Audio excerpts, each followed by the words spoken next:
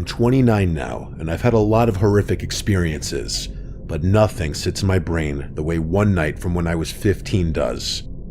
It was my first real babysitting job that wasn't just watching a cousin for an hour while my aunt ran to the store.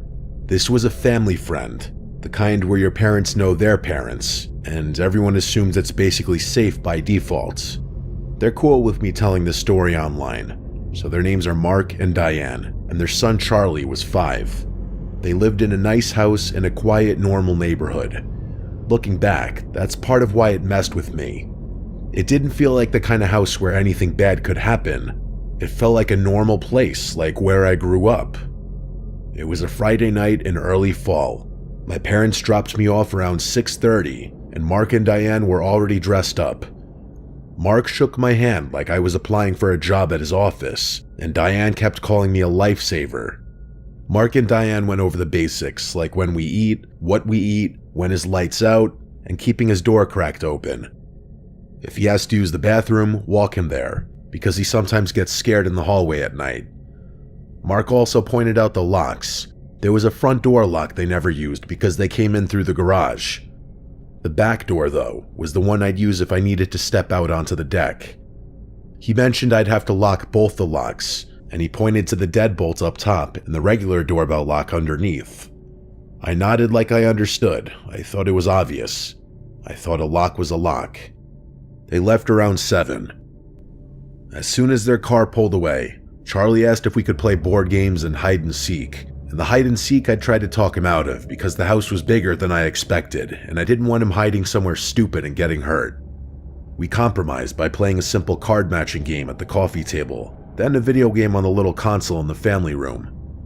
It was one of those kids games where you basically just run around collecting stuff and the character can't really die. Around 7:45, I heated up the food Diana had left. It was mac and cheese and chicken nuggets, basically babysitter cheat code. Charlie ate in front of the TV, which his parents probably didn't normally let him do, but I wasn't trying to be the strict babysitter on my first paid job. After dinner, we brushed his teeth and went to his room. His room was on the 2nd floor. The house had this wide hallway that ran past a couple bedrooms and a bathroom. Charlie's room was at the end, and it had a small closet with sliding doors. Inside, from what I could tell earlier when he grabbed a toy, it was mostly little kid clothes and some storage bins on the top shelf. His room had a hamper in the corner by his dresser, one of those tall ones with a lid. There was a nightlight on his dresser that glowed soft yellow. I tucked him in and read him a short book, and as I was walking out, he asked if I'd stay in the hallway for a minute. I stood outside his door and listened to him rustle around for maybe 30 seconds. Then his voice went quiet, and I figured he was settled. I left his door cracked like they said. Diane had showed me the guest bedroom where I could hang out once Charlie was asleep. It was down the hallway from Charlie's room, closer to the stairs. It had a small TV, like a spare room TV, and a bed with a comforter that looked like it was never used. I turned the TV on and flipped through the channels until I found some random show. I lay on top of the bed, shoes off, phone in my pocket. It felt like the job was basically done, but that lasted maybe 40 minutes. I was half watching the TV when I heard soft footsteps in the hallway. I looked up, and Charlie was standing in the doorway of the guest room. He was rubbing his eyes and holding his stuffed animal. His face didn't look sleepy though, he looked scared. I asked what was wrong. He didn't come in at first, he just whispered, "Chris." I motioned him over, and he walked in slowly, like he didn't want to turn his back to the hallway. He said he heard something in his closet.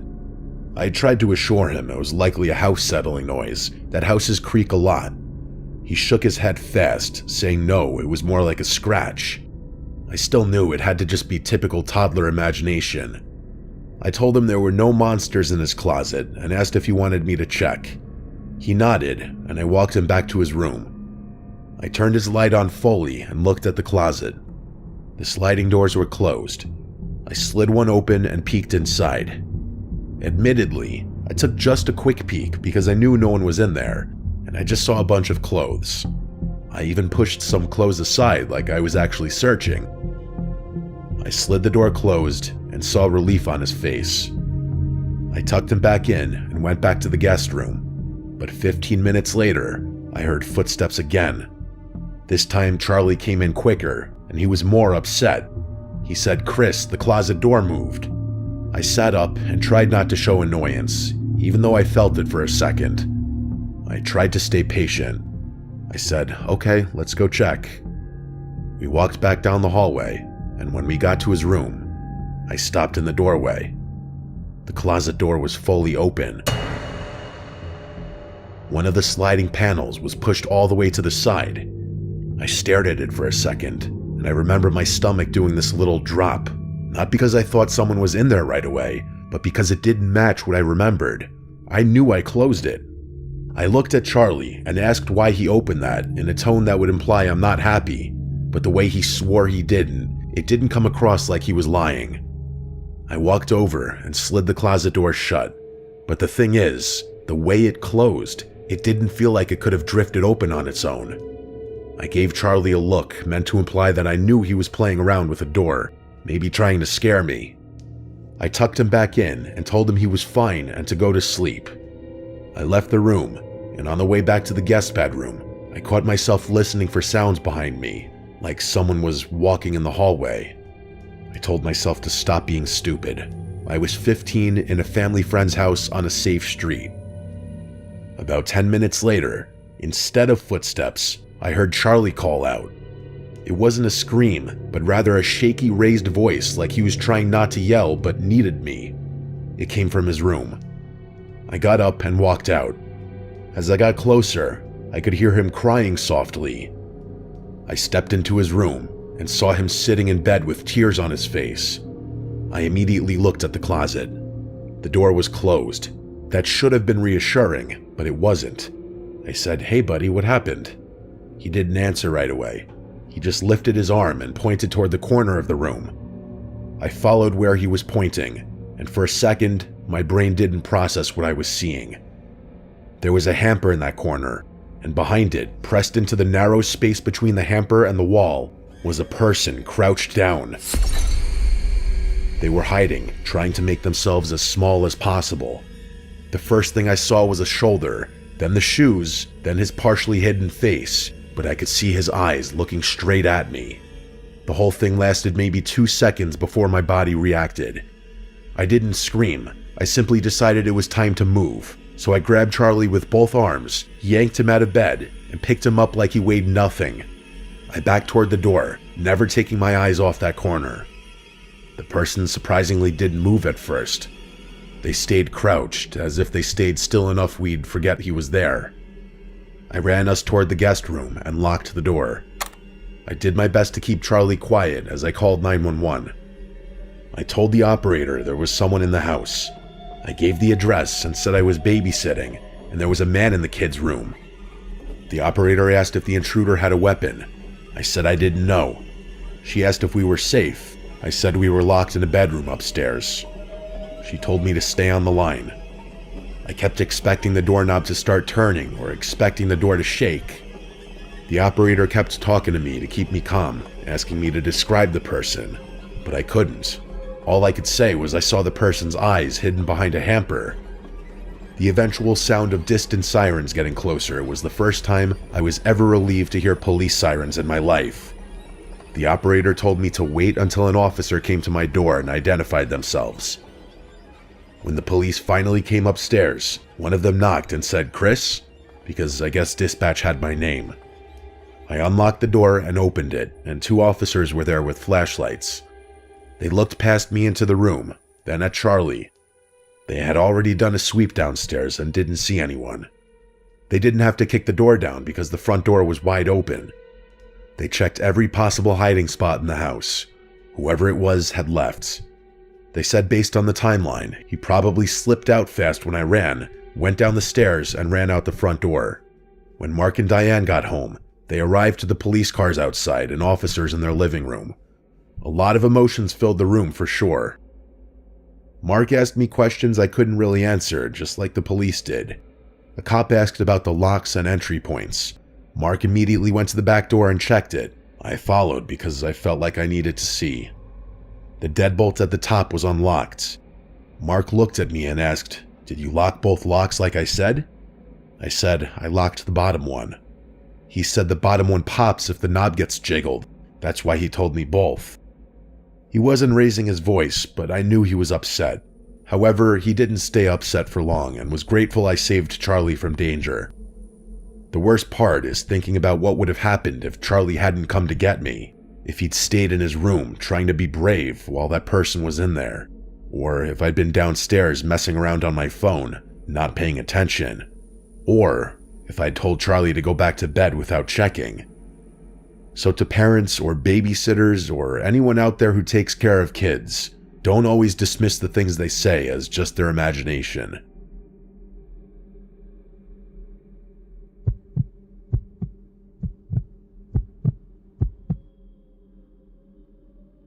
The third time I babysat AJ was the only time I was ever asked to stay overnight at someone else's house, and it's also the last time I ever babysat for anyone at all.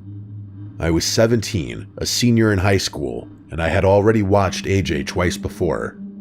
He was 8, quiet, and the kind of kid who didn't really look at you when you talked to him. The first time I met his mom, she told me he was a loner and mostly kept to himself, so I shouldn't expect much interaction. She said that like it was a good thing, like it meant the job would be easy, and honestly, the first 2 times kind of were. I barely had to do anything besides heat up food and remind him when it was time to get ready for bed. He'd just sit in his room playing video games like Grand Theft Auto for hours. The third time was different because his mom asked if I could spend the night. She said she had to be out of town for work and wouldn't be back until late the next morning. She sounded stressed on the phone, like she didn't have many options, so I said yes. I figured it would be the same as before, just longer and more money. When I got to the house that afternoon, she rushed through the instructions at the kitchen counter while AJ was already upstairs. She said there was frozen pizza in the freezer, and he usually fed himself breakfast cereal, and I could sleep in the extra room at the end of the hallway. She thanked me like 3 times before she even left. When she did, I called up the stairs to let AJ know I was there, even though he already knew, and he just yelled back a short "yeah" without coming down. For the next few hours, I barely saw him. I could hear the video games through the ceiling, the sounds of gunshots and cars crashing in his game. At one point, I went upstairs to check on him and found him sitting on the floor of his room, controller in hand, eyes locked on the screen. He didn't look away when I asked if he was okay. He just nodded while staring at the TV. I went back downstairs and tried to watch something in the living room, but it felt weird being in someone else's house overnight. Around 7, I made the pizza and called AJ down. When he came down, he didn't say hi or anything. He just grabbed 2 slices, looks at me with this expression I still can't fully describe, like I'd done something to annoy him just by existing, and then went back upstairs without a word. He was acting unfriendlier than usual this time. I stood there in the kitchen holding my own plate, feeling awkward and kind of unwelcome in a house I was supposed to be in charge of for the night. I figured he was just a weird kid and didn't take it personally. After I cleaned up, I went upstairs to get ready for bed. The guest room was basic and small. I left the door half open because I didn't like the idea of being fully closed in. I was sitting on the bed talking to my friend Bree when I got this strange feeling like I was being watched. I looked up and saw AJ's head slowly move back out of view from the crack in the doorway. He had just been standing there looking in. I laughed a little because it startled me more than anything, and I called out to him, asking what he was doing. He didn't answer. I heard soft footsteps go down the hallway toward his room. I remember thinking it was kind of funny, like he was just being a nosy kid, and I didn't think much of it after that. Around 11, I put my phone down and turned off the lamp. I rolled onto my side and closed my eyes, trying to fall asleep. I don't know how much time passed before I felt like I wasn't alone in the room. I opened my eyes and saw a dark shape at the foot of the bed. It took a few seconds for me to process that it was someone standing there. I let out a scream before I could stop myself and scrambled for the lamp. When I turned it on, I saw AJ standing at the end of the bed, completely still. The look on his face is still hard to describe. He looked annoyed, yet also scared or regretful of what he was about to do. Both of his hands were behind his back. I sat up and asked him what he was doing in there. He didn't answer. I told him to show me what he had behind his back. He shook his head no, still not breaking eye contact. That scared me more than if he yelled or cried. I got out of bed and moved toward him, telling him he needed to go back to his room. When I reached him, I grabbed his arm and turned him slightly, and that's when I saw the handle of a large kitchen knife in his hand. That's when I screamed again and covered my mouth with my hand without even meaning to. I yelled at him to get out of the room, to go, to leave. My whole body was shaking. He didn't argue, he just ran out into the hallway, still holding the knife. I rushed to the door, slammed it shut, and locked it. I fumbled with my phone, trying to call his mom because my hands were actually shaking. When she answered, I could barely get the words out. I told her AJ came into my room with a knife while I was sleeping. There was a long silence on the other end. Then her voice changed completely. She sounded horrified, like she had been expecting something bad, but not this bad. She kept apologizing over and over, saying she was so sorry and that she believed me. I told her I couldn't stay there. I didn't care about the money or anything else. I just needed someone else to come watch him. She didn't argue at all. She said she would call her ex-husband and have him come right away. I stayed locked in that room for almost an hour, scared shitless. Eventually, there was a knock at the front door and a man's voice calling AJ's name. I cracked the guest room door and saw a man I recognized from a photo in the house. He went straight down the hall toward AJ's room without saying much to me. I grabbed my bag, walked past them without looking into AJ's room, and left the house as fast as I could. His mom sent me the money through Venmo later that night, along with another long apology, but I never went back there. I never even babysat for another family after that. I feel like I was actually close to becoming a news article online about a babysitter getting murdered by a child.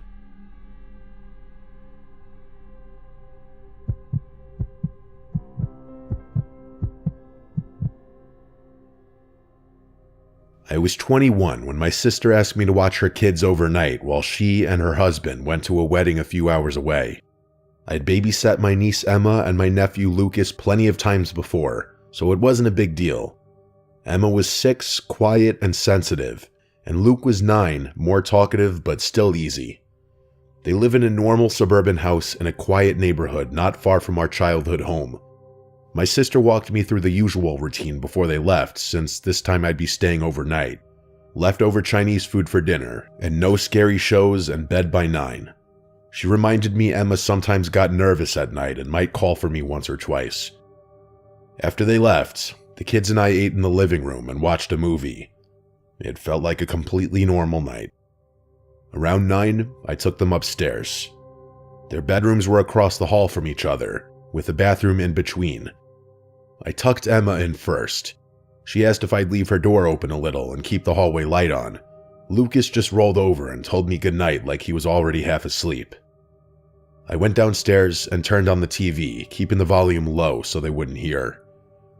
Around like 9:30 to 10, I heard footsteps upstairs. I figured Emma needed something. I started up the stairs, but before I got halfway, I saw her walking along the balcony toward the top step. She was standing there in her pajamas looking down at me. I asked what was wrong. She said I already came in her room and told her to go back to sleep, but she hadn't been able to. I stopped on the stairs and told her I hadn't been upstairs since I put them to bed. She thought I was joking at first. She said I stood in her doorway a few minutes ago and told her everything was fine in a whisper. I told her maybe she was dreaming it and walked her back to her room. I checked her closet and under the bed, even though I knew nothing would be there. She finally settled back in, but she kept watching me as I left, like she wasn't convinced. I went back downstairs, feeling slightly uneasy, but still telling myself kids mix dreams with reality all the time. About 20 minutes later, Lucas came down, rubbing his eyes. He asked why I came into his room. I felt a chill go through me.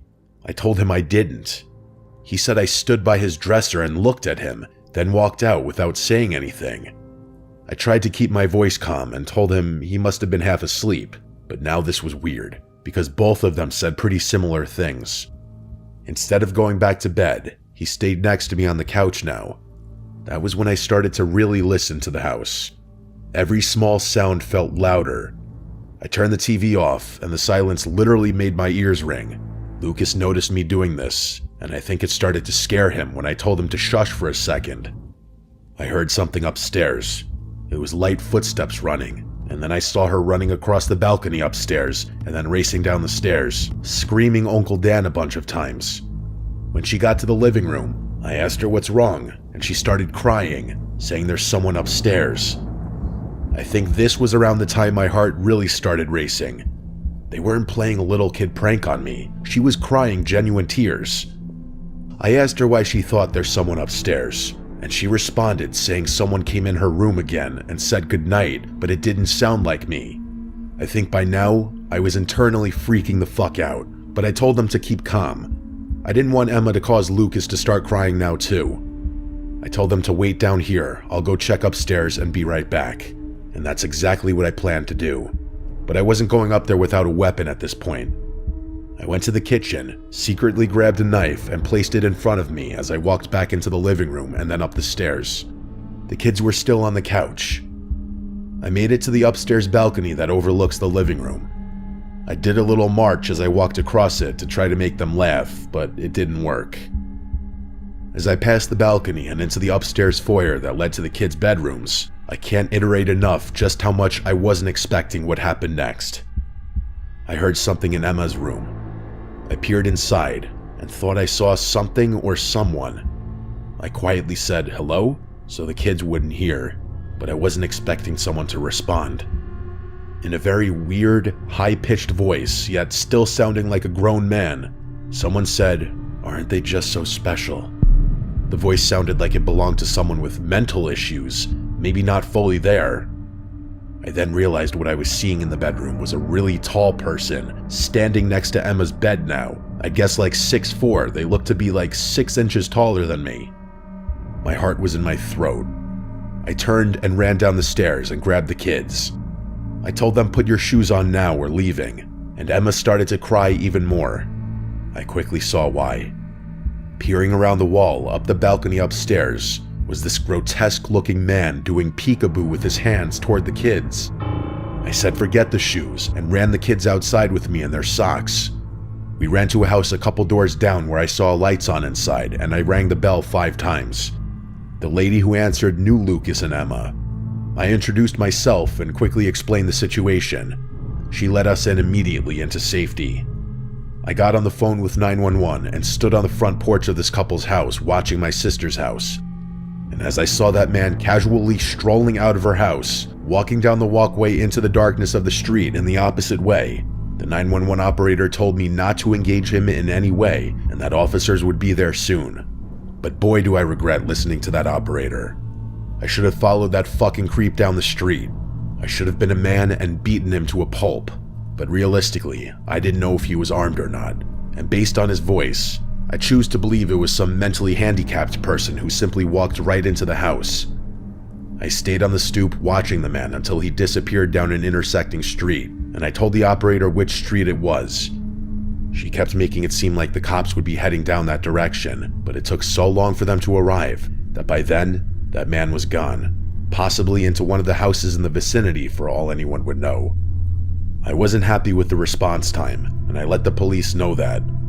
I went into my sister's house with them to investigate, and nothing seemed out of the sorts, nor was anyone else inside. Of course, given the circumstances, I drove the kids home to my parents' house with me that night to sleep there. We weren't going to sleep in that house that night regardless. And of course, there was somehow blame put on me that the one night I was watching them, someone breaks into the house.